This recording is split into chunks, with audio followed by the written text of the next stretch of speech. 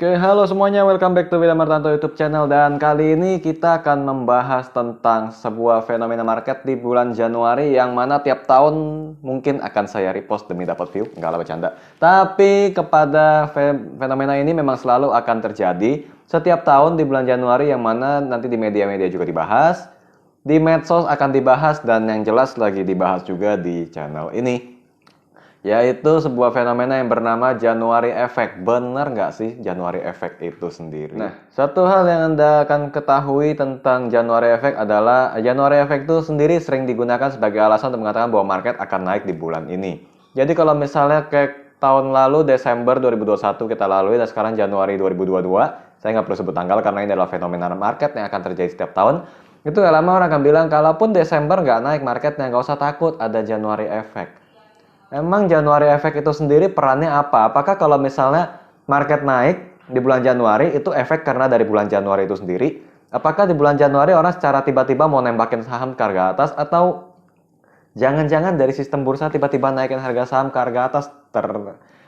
Saya kira tentu saja tidak seperti itu ya. Namun karena memang video ini membahas January Effect, tapi saya tidak akan fokus pada teorinya, karena gimana juga di vlog saya sebelumnya saya bilang saya sendiri nggak terlalu ngerti tentang January Effect. Tapi bagaimana kita menyikapinya aja itu yang lebih penting.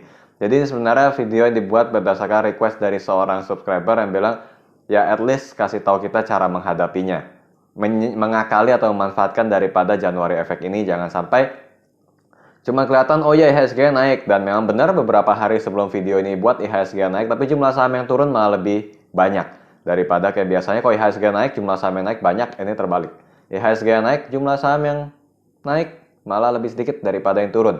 So saya pikir ya udah saya coba buat, tapi lebih kepada strateginya aja, gimana Anda menyikapinya dari fenomena itu sendiri. Karena buat saya ya event-event market apapun itu nggak lebih dari gimmick untuk meningkatkan orang punya niat untuk keluar duit.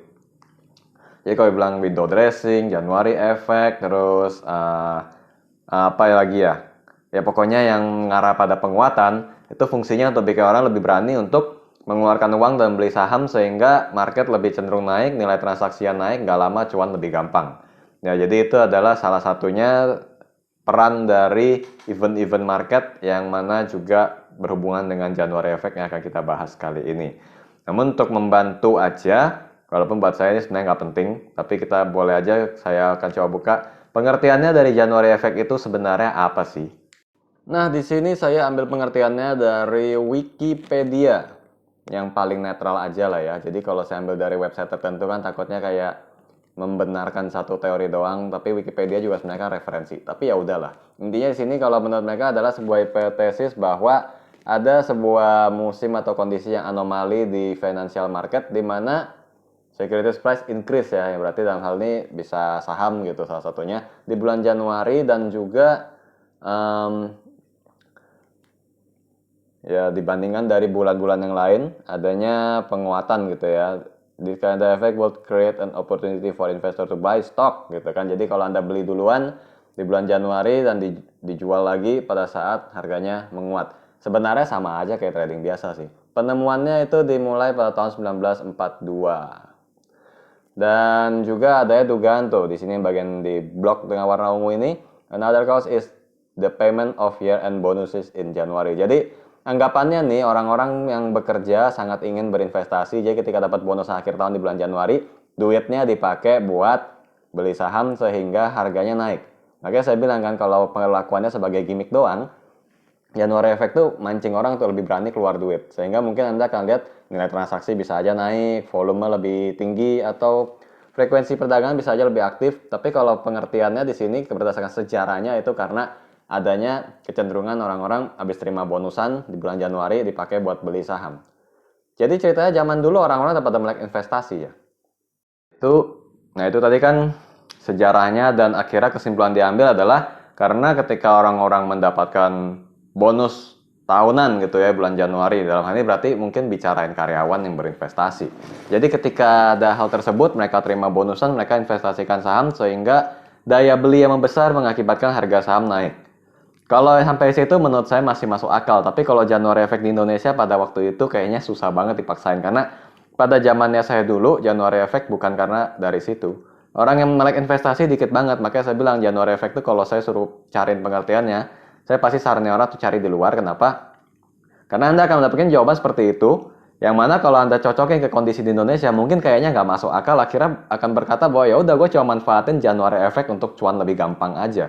Daripada cari tahu pengertiannya, mendingan langsung sikapi aja gitu kan. Apalagi zaman dulu jumlah investor belum nyampe 1 juta. Yang mana dulu juga mau investasi saham, lotnya aja masih 500 satu lotnya, 500 lembar. Dan mau buka akun itu dulu depositnya harus gede banget. Jadi kalau dibilang January Effect di Indonesia atau di IHSG itu terjadi karena bonusan akhir tahun, bonusan yang Januari itu kayaknya susah banget. Karena zaman dulu orang-orang menengah ke bawah mau investasi saham tuh susahnya bukan main. Jadi berdasarkan hal tersebut, ini menjawab bahwa kenapa saya kalau ditanya, Pak January Effect itu apa sih? Nggak bisa jawab saya. Maksud saya, jawaban kayak gitu saya bisa keluarin, tapi kalau disuruh memberikan teori yang tidak cocok dengan kenyataan, saya mendingan nggak usah jawab gitu loh. Itulah yang membuat saya agak pikir, mendingan January Effect orang cari tahu sendiri aja di sumber di luar. Nah, belajar dari situ bahwa memang ada kemungkinan hal tersebut benar, dengan jumlah investor saham di Indonesia semakin banyak, mungkin aja ke depannya teori itu benar-benar berlaku. Karena kita tahu di tahun 2015 orang pemerintah bikin tentang yuk nabung saham kan, tanda pagar, yuk nabung saham dengan fokus untuk mengajak kaum milenial berinvestasi saham. Jadi dari kondisi tersebut mungkin aja ke depannya teori January Effect itu benar-benar terjadi, di mana yang kaum-kaum milenial yang sambil bekerja atau sampingan uang jajan kelebihan ditaruh di saham, pas lagi ada bonusan benar-benar beli saham, akhirnya January Effect terjadi. Tapi bisa juga bukan di bulan Januari, bisa aja pas bulan THR dan lain-lain. Jadi ya bisa aja kalian ganti sendiri nama bulannya, ditambahin efek, terserah gitu ya, tergantung kapan Anda dapat uangnya lebih besar gitu. Jadi ya January Effect itu teorinya pada zaman dulu di Indonesia nggak cocok, sekarang mungkin perlahan-lahan akan mengikuti. Nah, manfaatin orang-orang ini, bagaimana cara kita mencari cuan dan ciri-cirinya dari January Effect itu seperti apa? Pertama, January Effect itu juga sering disebut sebagai momen-momennya sektor rotation. Kayak yang lagi terjadi di IHSG belakangan ini, nanti kita akan buka chartnya. Saya cerita sedikit dulu aja bahwa belakangan ini banyak banget yang bilang nih market kita lagi sektor rotation. Dan saya sendiri nggak berani mengiyakan. Kenapa? Karena kalau saya ditanya sektornya apa atau rotasinya ke sektor apa, saya sendiri nggak ketemu. Beda sama tahun 2020 dan 2021, yang mana memang terjadi perpindahan sektor ke bank digital dan sektor teknologi. Itu benar-benar kelihatan sektor lain gak laku semua. Makanya kan kita tahu sendiri waktu tahun 2021 dan 2020 akhir itu banyak banget bahasan tentang old economy vs new economy. Padahal semuanya sebagai makroekonomi kita tahu yang penting cuan aja. Tapi teorinya kenceng banget old economy, new economy, dan benar-benar waktu itu terasa. Tapi kalau Januari ini kita atau saya kalau disuruh bilang sektor rotation terus ditanya emang rotasinya ke sektor apa, garuk-garuk doang saya yang ada. Saya sendiri nggak berani ngomong itu sektor rotation, tapi intinya adalah memang adanya kejadian di mana market kita lagi naik dan saham-saham lagi turun lebih banyak. Apakah itu sektor rotation? Belum tentu. Bisa aja cuma gantian dari saham big caps dari saham small caps ke big caps. Belum tentu ada sektor khusus yang dinaikkan. Kita coba cek aja langsung pada IHSG di bulan Januari ini. Nah, hingga pada saat vlog ini buat, data terakhirnya IHSG itu di 14 Januari 2022. Ini masih dalam area sideways sesuai garis yang saya gambar ya. Dua garis yang ini, 6481 dan 6754, memang belum berubah. Mungkin sebentar lagi Anda akan bilang ya, buat apa bahas IHSG Pak? Kan Anda sering bilang IHSG itu nggak ada guna. Ya anggap aja tujuannya untuk konten, ada fungsinya lah untuk kali ini. Nah, jadi untuk kali ini memang IHSG kelihatan lebih cenderung menguat. Walaupun ya ada beberapa kali turun ya, 4 hari turun, naik lagi. So far kalau kita lihat higher low terus kan, jadi memang potensinya lebih menguat. Apakah ini January Effect? Saya sih bisa bilang iya, bisa juga bilang enggak. Yang jelas saat ini hebohnya ke sektor rotation, yaitu karena saham-saham yang lagi turun itu banyak banget. Kita coba lihat ke RTI bisnis setelah ini. Nah, biar tidak ada hoax di antara kita, karena pada saat ini, lebih tepatnya pada tanggal 14 Januari kemarin, saya coba turunin dulu. Ya, ini saya buat di Saturday 15 Januari 2022. Sedangkan kemarin hari Jumatnya itu tanggal 14 ya. Itu IHSG-nya masih menguat 0,53%, nyaris 1%, tapi jumlah saham yang turun ada 295. Situasi yang boleh dibilang jarang karena biasanya Kalau IHSG naik, saham yang naik jauh lebih banyak daripada yang turun. Ini malah terbalik, saham yang naik yang up cuman 230. Yang turun malah 295. Nah, yang turun apa aja? Coba kita lihat dari losernya. Nah, ini buat yang mau lihat nih watchlist saya. Tapi sebenarnya bukan secara khusus sih, cuman iseng aja. Nggak disarankan beli, cuman iseng ya intinya. Nah, tiba-tiba yang turun apa? BBHI, Bima, ESA. Yang turunnya pun langsung 6%-an. Tapi ini memang karena top loser. Jadi coba kita lihat dari turnover-nya, dari nilai transaksinya. Ada BRI, BBYB juga. Jadi kalau kita lihat rata-rata memang yang turun yang pernah berjaya pada masanya gitu. Dan turunnya agak nggak kira-kira gitu ya. Kalau dari volume, ini kita baru lihat hari Jumat doang by the way. Saya nggak ambil lebih dari situ. Tapi kalau mau coba kita ganti aja dari one day ke one month. 1 bulan. Ada Arto naik 14%. Kita coba lihat yang turun. BBYB, CARE, BBRI. Losernya ada yang berkali-kali nggak? KBAG, BGTG, MLPL, Agro. Nah ini kan rata-rata saham-saham yang pernah pada zamannya. Kalau Toys Yellow kita nggak ambil. Karena ini saham-saham third-liner. Even Cepro yang pernah naik aja udah turun lagi 18%. Antam malah pecah 2000. Lalu BBKP, Bukalapak saya malah kaget sekarang. 392. Tapi ya udahlah, nggak apa-apa. Saya nggak punya. Terus ada Pegas juga. Ya intinya dalam 1 bulan terakhir aja kurang lebih, jadi kita masih ngambil sedikit di bulan Desember ya, sampai pada tanggal 14 Januari. Itu memang lumayan banyak saham-saham yang turun yang pernah heboh pada masanya. Jadi kalau orang bilang sektor rotation, menurut saya make sense aja, cuman sebatas menjelaskan bahwa ada pergantian dari saham yang sebelumnya naik jadi turun. Tapi sektornya apa? Kalau ditanya belum tentu bisa jawab. Back to IHSG. Jadi gimana kalinya kalau Januari efek ini? Sebenarnya di sini saya bermaksud bukan memfokuskan pada topik January Effect, tapi juga tentang jika sektor rotation terjadi. Jadi January Effect sama sektor rotation itu biasanya konotasinya ke arah yang lebih baik. Jadi kalau bilang January Effect, market naik. Kalau dibilang sektor rotation, orang juga akan mengarah pada adanya penguatan yang baru terjadi setelah sekian lama. Dengan seperti yang saya bilang tadi di awal, belum tentu bisa menjelaskan sektornya apa. Ya, jadi kadang sektor rotation cuma sebatas jawaban doang, itu benar. Tapi intinya kalau memang hal ini terjadi, biasanya kan Anda lihat misalnya seperti yang terjadi bulan Januari ini sebagai contoh aja, IHSG-nya naik, jumlah saham yang naiknya lebih sedikit daripada yang turun. Kalau hal seperti ini terjadi, Anda langsung fokus pada saham-saham apa aja yang jadi penggerak IHSG. Dalam hal ini Anda harus mengerti tentang bobot dari masing-masing saham. Saya bisa langsung tebak kalau IHSG naik pasti nggak jauh-jauh masih di BBCA. Coba kita cek. Ya, benar kan? BBCA naik sudah 7850 kan, sebelumnya sideways cuma sekitaran sampai 77 berapa gitu. Ini 7725. Jadi udah tembus dari area sideways-nya dia, sudah naik, ya udah jelas ini penggerak indeks, pasti nomor satunya di sini. Tebakan saya kedua, kalau nggak BBCA mungkin Telkom. Coba kita lihat. Telkom akan sudah berapa ini? 4190, dikit lagi 4200. Kondisi-kondisi kayak gini biar kata Telkom naiknya cuma 0,24%, tapi karena bobot dia gede, dia bisa ngangkat indeks. Salah satunya mungkin ada juga yang dari sektor tambang yang seperti UNTR. Coba kita lihat. UNTR juga sudah menguat. UNTR salah satu anak usahanya Astra kan, kalau nggak salah, ingat ya. Kalau salah ya udah, saya nggak terlalu perhatiin gituan. Tapi intinya adalah UNTR ini juga melanjutkan penguatan, ini salah satu yang ngangkatin indeks. Jadi kalau Anda bisa ngerti kondisi seperti ini, Anda udah kurang lebih tahu saham-saham apa yang bisa langsung menjawab kalau IHSG naik, tapi saham yang gue pilih kalau lebih susah. Sektor rotation terjadi, apa aja yang mesti dilihat, mulai dari indeksnya dulu. Dalam hal ini berarti yang menggunakan data berdasarkan pada Januari ini, kita bisa bilang bahwa sektor rotationnya terjadi pada saham-saham blue chip atau yang biasa saya kasih sebutan sendiri yaitu index mover, karena kalau mereka gerak, indeksnya ikutan gerak. BBRI juga calon. Kalau sekarang 4180, ada resisten di sini. 4220 ya. 4240 highest-nya berdasarkan di 6 Januari. Kalau sudah lewat, ini tinggal nyusul gantian naik. Menurut saya sangat mungkin kan, lihat aja dari MACD-nya. Jadi kayak begini kan ketahuan langsung kan.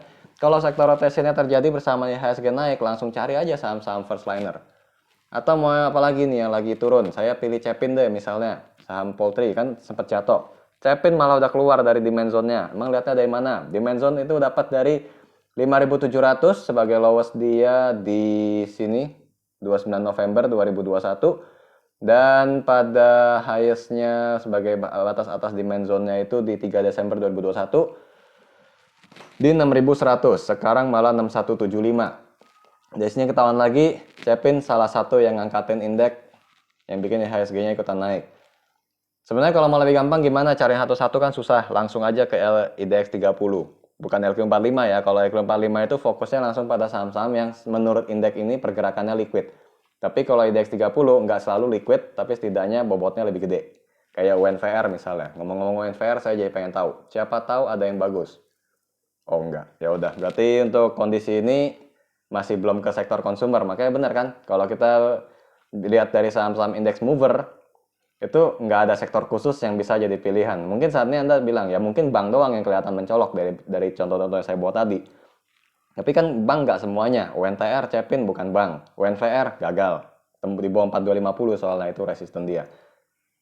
Nah, jadi sebenarnya nggak terlalu susah kan. Kalau misalnya Anda bisa ngeliat dari indeksnya dulu. Kalau misalnya kondisinya terbalik, indeksnya turun, jumlah sahamnya lebih banyak, Anda bisa langsung dengan gampang cari saham-saham yang non LQ45 atau juga dari IDX 30. Dalam hal ini berarti Anda langsung tahu sektor rotationnya pasti ke second liner atau third liner duluan. Soal sektor khususnya apa, penting nggak penting sih. Karena kalau kayak misalnya tadi saya kasih contoh bilang sektor bank naik, malah banyak bank digital lagi turun. Gantian gitu loh, kecuali Arto. Nah, jadi dalam hal ini, nggak selalu kalau kita dapat sektor yang lagi naik, berarti semua saham di sektor tersebut akan naik. Enggak juga. Kadang-kadang ada memang. Kayak waktu zamannya boomingnya sektor properti, yang ada sentimen paling cuma 2-3 emiten tapi bisa semuanya naik. Kalau memang lagi booming, lagi hype banget bisa. Tapi kalau lagi enggak, dan dalam kondisi ini cuma kondisi normal yang dipengaruhi oleh pergerakan arus dana atau apapun, biasanya nggak banyak yang bisa dijadikan pilihan dan Anda mungkin kayak dipaksa sama kondisi untuk fokus ke saham-saham tertentu aja yang memang jadi primadonanya pada zaman itu. Saya pakai bahasa media karena saya nggak tahu primadona itu maksudnya gimana.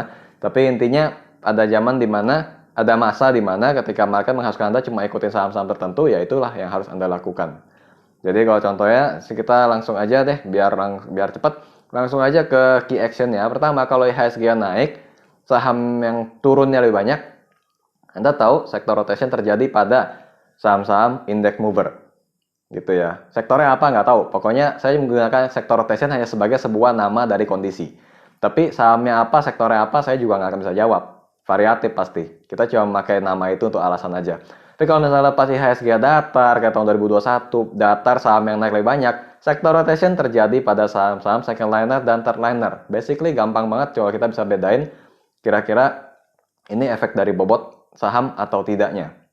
Nah, at the end, Anda akan selalu bisa mengikuti market dan mungkin saham yang pernah Anda tradingkan atau transaksikan itu akan jauh lebih banyak dan variatif dibandingkan mereka yang misalnya lebih cocok pada sektor-sektor tertentu aja atau pada kondisi-kondisi emiten tertentu aja.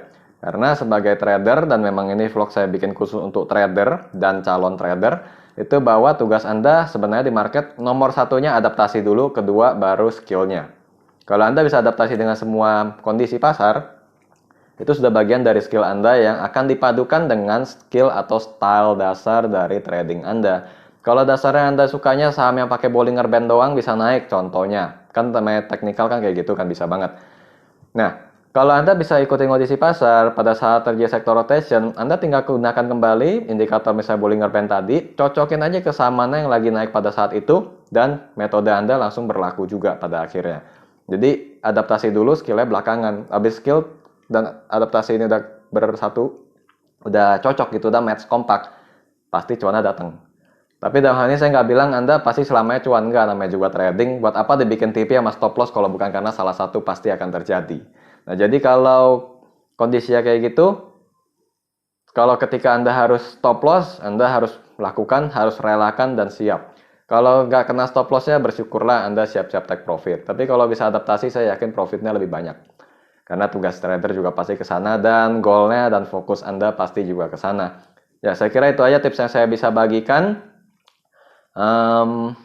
Ya, sisanya kita aja nanti sepanjang Januari ini, toh saya masih akan nge-vlog terus ke depannya. Kita akan lihat aja kira-kira perdagangan ini apa yang bisa perhatiin. Mungkin aja saya ke depannya coba bikin review saham-saham aneh bersama rekan saya Batman yang lainnya, dan kita akan lihat lagi deh kira-kira mungkin edukasi seperti apa lagi yang bisa kita bawa lagi. Dan tujuannya sudah pasti jelas, membantu Anda semua supaya bisa beradaptasi di market. Dan ingat, tugas trader itu bukan ngadu pintar tapi ngadu kaya. dengan diri Anda sendiri yang kemarin. Be a better you gitu ya. Jadi nggak usah terlalu sibuk bersaing dan lain-lain. Intinya perbanyak equity, end of story, roll credit. Bye-bye.